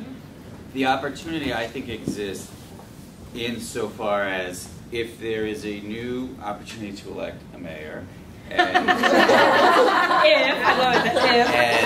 and we have a new speaker, and we have lots of different new council members. Yes. What we have to do is put them on record now, right?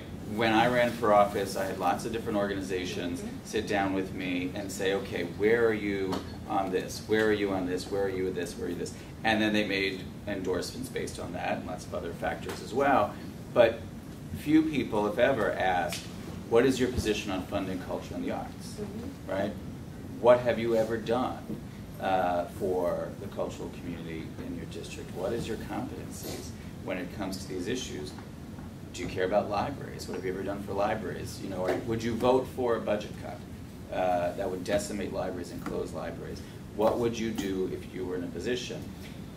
We have to, as a community, challenge candidates for office and put more people in office who agree and think the way we do, because with these conversations that we're having, we'll have far more traction if there are more people in the city council, like myself and Melissa Mark Viverito, and less who are that metric, you know, corporatist entities that have no time, you know, sometime in the middle of late June for a conversation about, you know, self-esteem or retention or all the things that we care about. And it's like numbers. Give me numbers. What are the numbers, right? How much money does the arts bring? And look, that's an important piece of it.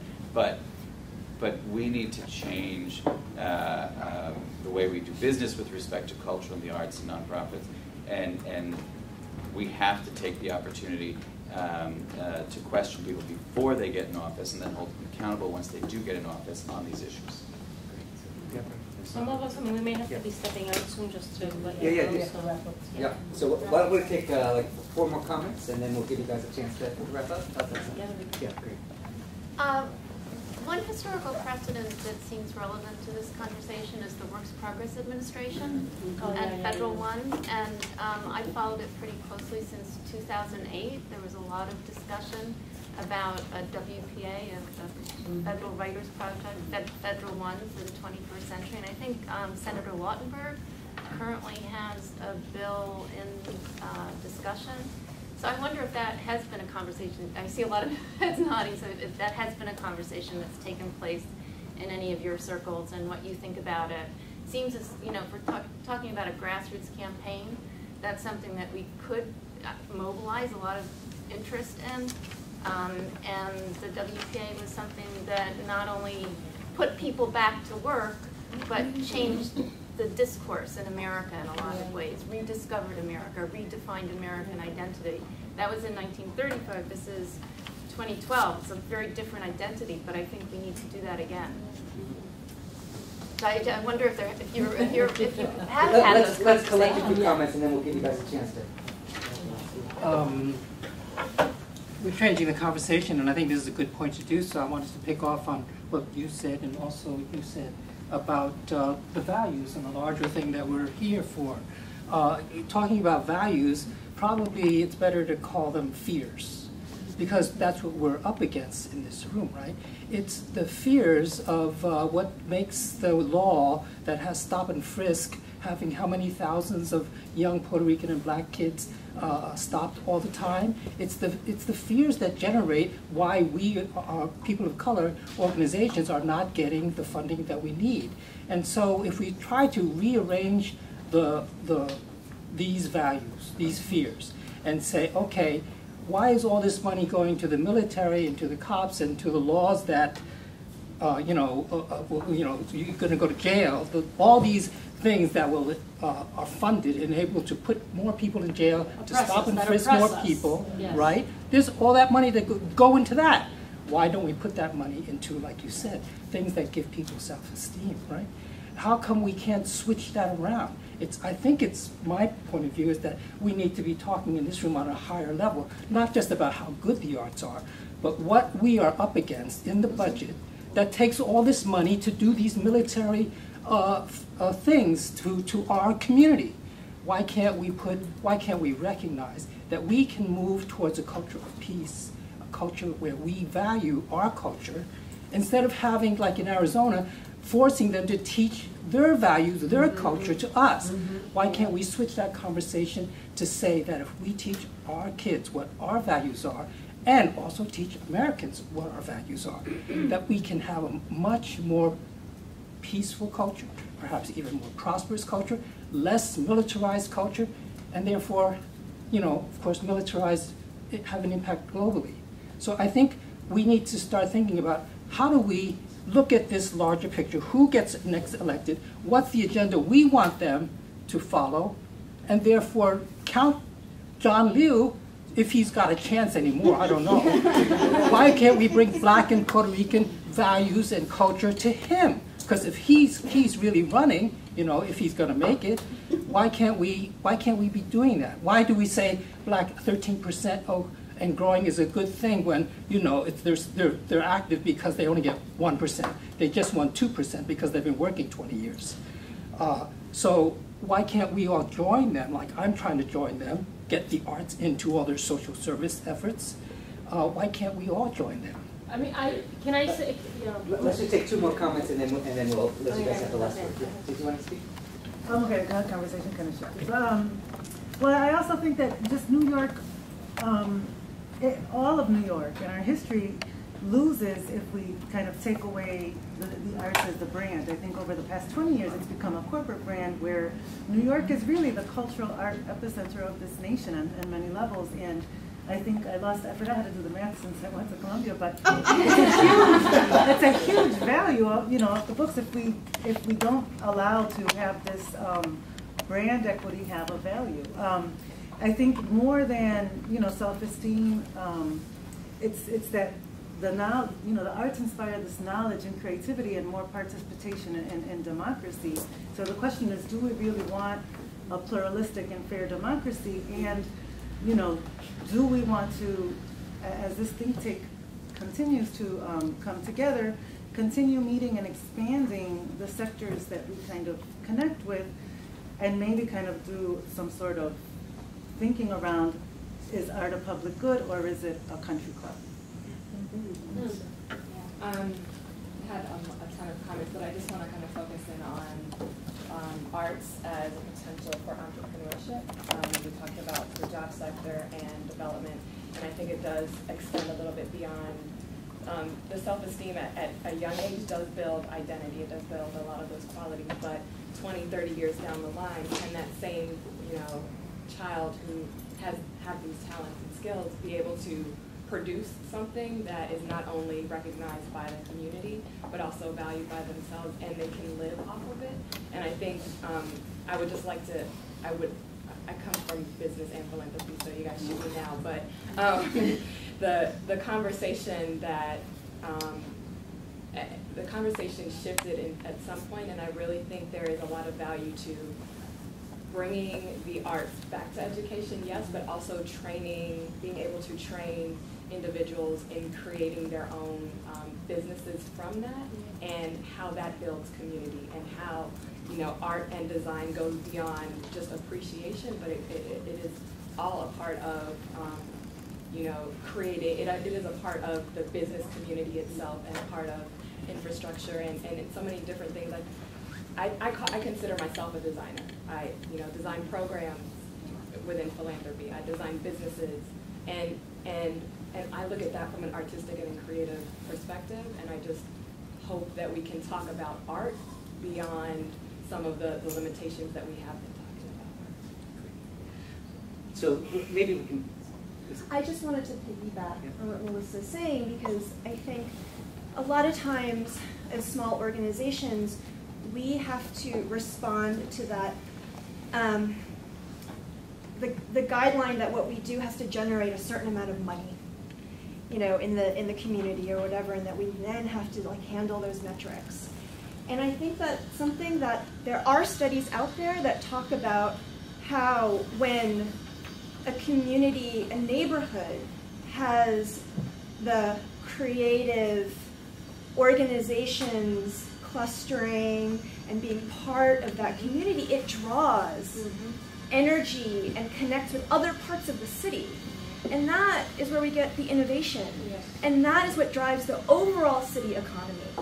And I think we're kind of missing the boat when we're just trying to say, well, this is going to create 13 jobs within this 7-block radius, and therefore I think it's just too myopic, and that, you know, perhaps we can shift the discussion to the health of our city, rather than just like how much money we can generate per block per capita. So I'm just, curious. And I could just I mean, because it brings up, what you've raised and what was raised by the gentleman. It's so important. I think, and it goes back to definitions and how it's defined, right? Because you do hear the mayor talk about, innovation and technology and creativity, but according to whose definition, right? He's talking about it at this level, but when we're talking about that level of creativity at our community level, somehow it's not good enough. Right? When we talk about, we have to expose, to me, the hypocrisy. That's the way I see it, right? And I've challenged this administration on a lot of the things that they put out there publicly versus the actual policies and implementation, and how do you turn that on its head, right? Use their own argument, right, to fuel what it is that we're trying to accomplish. And I think the perfect example, I was just laughing with Jimmy because, it's unbelievable how the issue of stop and frisk comes up in any conversation these days, right? But, you talk about the mayor goes out publicly highlighting this young male initiative, right, that he wants to talk about, talking about how he wants to help young people, particularly men that are 18 to 24, that are falling through the cracks. Like, how do we get them, and putting all this money in for these programs, yet we have hyper-aggressive stop and frisk policy that continues to stigmatize and criminalize that same generation of young people that you're saying you want to help.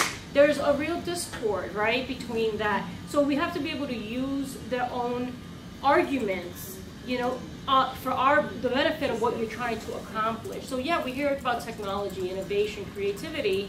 Okay, so why is that not good when we talk about creating these entrepreneurial, real innovative, creative opportunities at our community levels, right? Who defines it? And I think that that's a really important way of exposing, right, the fallacy and being able to really accomplish what it is that you're trying to accomplish. And it really resonates everywhere. The mayor was out, talking about all this talk about immigration reform that's needed at the federal level, yet, we were putting people into the deportation pipeline right out of Rikers, right? So how do I use that constantly in the argument, and when you start exposing, it makes people uncomfortable, particularly the administration. That's what you want, because then that's where you start being able to shift the discussion and the policies. And, that's the way I try to do it, because you just try to use the information that they are giving you as fuel for that argument. So that's where. Well, I think let's just go through the panelists and then. I went first last time, so. Oh yes. I want to say I went second last time. Sarah, go. I'm taking charge. That's good. Go. Well, I really appreciated the comments that I heard here today. This is really a listening exercise, I think, for all of us on this panel, and it's really amazing to hear what is happening. But I think we're very special in New York City. I want to point out that I do a lot of national advocacy, and Last week I spoke to Yvette Clark, but I also spoke to Michael Grimm. I also spoke to Anne-Marie Burkle. And there are very different ideas of value and culture. And if I come up with really precious metrics that say, the humanities made sure that people got into college, you could have at a single swipe a presidential candidate saying, I don't care about college. I don't care about college. So how about, well, we really help these libraries. I just defunded them. I don't think it's important.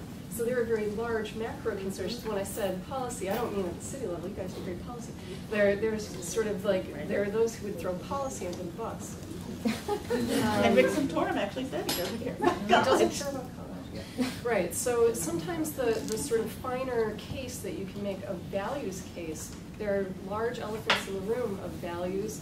There are two sides of not speaking about race. One side is inimical, one side is on your side. So I think that, and it isn't necessarily across partisan lines all the time.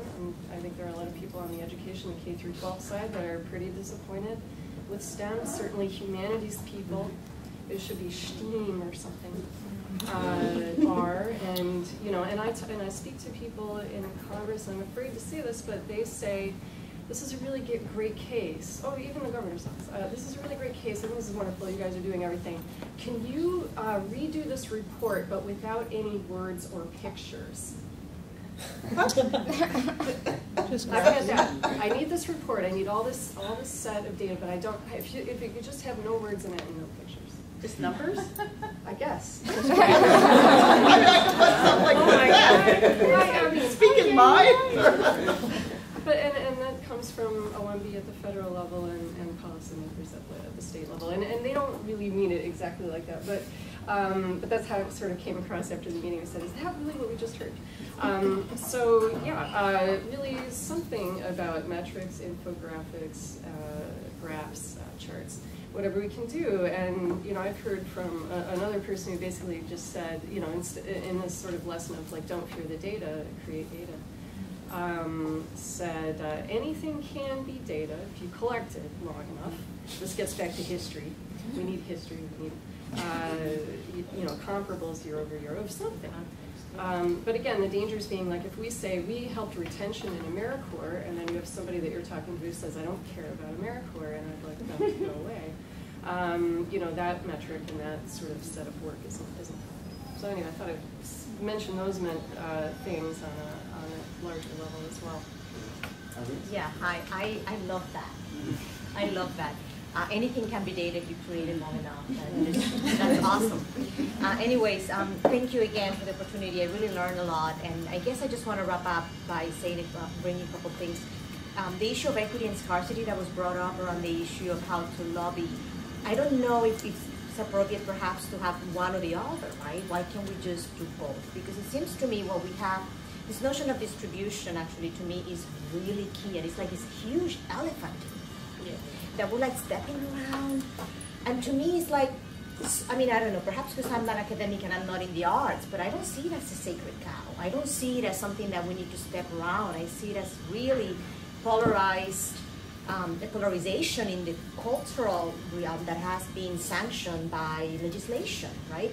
So you have these protections and that are creating really sanctioned inequality that is just not talked about and we're not allowed to talk about. So I think that it's again going back to changing the language and to the discourse and beginning to sort of see it as not, you know, and maybe that would be my one of the items that I would highlight is I'm thinking actually now that perhaps a couple of issues ago, maybe this issue was perhaps more sacred or more, but now the Occupy movement, hello. These are the institutions where the 1% lingers, you know? So I think that there is a great opportunity now, and I think that the tides are changing to bring about issues of fair and equity. And when I see these numbers of 35 institutions versus 900, that's actually probably not accurate because those are the numbers of the institutions that apply and get funding. But if you count the number of institutions that apply, and if you expand the definition of culture as we've been talking about, you think about the undocumented groups that organize activities and a bunch of other people that are not categorized as cultural groups, I bet you the number of cultural groups in the city surpasses 5,000 or more, right? So when you count them, then you think about 35 that get all this money, and of course they should get, they're fantastic, but they bring primarily visitors, right? They're a tourist center. What happened to the 5,000 other cultural community groups that are actively suffering? So I think that there's perhaps opportunities perhaps to think about that issue again in regards to the current moment. And again, and the last thing is this issue of expanding definitions of value that has come up over and over. I think it's absolutely necessary, particularly educating ourselves and educating others, and perhaps gathering new data, right? I love that. But also to, and as Melissa said, to use our language, you know, you want, but also to be ready to call out racism and elitism, right? Because if you're telling me that it's about entrepreneurial, and here we have all these groups that are doing all this work, this entrepreneurship, is your definition is elitist and racist, you know, just to call it, I mean, and just to pinpoint attention to the ways in which, because otherwise we're constantly going to be reinventing ourselves, but we're going to be constantly at the margins because the standards are not quite, we're never going to quite meet those standards, and everybody knows that, because of the race and elitism that surrounds those standards. So it's important to not only try to meet those standards, but also be attentive and ready to call the elitism and the racism that excludes, you know, initiatives that meet those standards. So those are the three things that I wanted to bring up, and as well as thank everyone for the incredible discussion. I would just say that the key part too now is that institutions like Columbia's NYU, even having an event like this that allows this conversation, but our institutions do have the capacity to now take information that's generated from these kinds of conversations and then help reconvene other meetings and figure out strategies of how you get more cultural actors involved in politics to ask the questions of politicians. We have the faculty and people who can do that, and some are quite willing, and that's in terms of the funding. Some of our faculty, young woman back there said, encouraging faculty to think about where's the culture that you want to promote, using that for your research, as opposed to something that's usually very distant. I think this is the time in terms of academic institutions to say, how do we bring together and take the knowledge and the information that we have been gathering through groups like this, through various things that other institutions are doing and faculty, and say, how do we create that document? How do we help, without even going after funding, how do we create those documents that, one, will be policy and political documents with words and pictures? And how do we gather that data and actually put it together? Because that is, I mean, that's what we have a capacity to do from what's, you know, stored in the research and the archives of each of our institutions. How do we put all of that together so that we can help shift that narrative? Not so much, I think, redefining, but it is about taking the language and being able to present a narrative that says, this is what a community and a society values.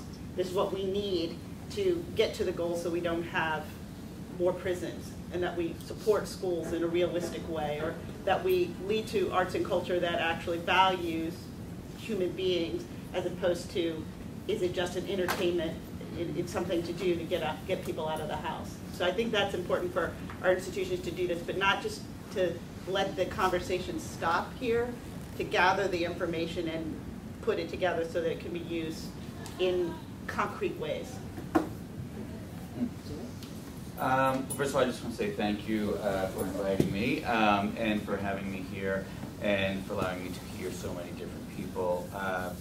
Because the SIGs have been brought up so much, I just wanted to make sure that everyone's clear that not all the SIGs are large, and not all of them have boards made up of billionaires.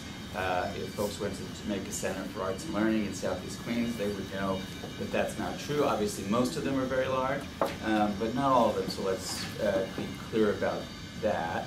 And dovetailing with that, I like the idea of more for the arts and culture as opposed to taking from one to the other. And if we had a country and a city and a state where we believed in more progressive taxation, we would be able to accomplish those things. And Melissa and I have certainly been out front in the Progressive Caucus and fighting, but as long as we live in a country that believes that you know, taxing people who are God love them, lucky enough to be billionaires and millionaires, we cannot tax them any more than they're currently taxed, because that would be really bad.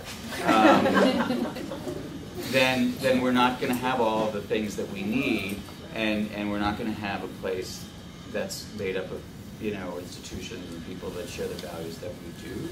So I like that approach a lot, and I think we have to exercise a lot of muscle. And because I like to end on a hopeful note, I think Rick Santorum's going to win another primary tomorrow.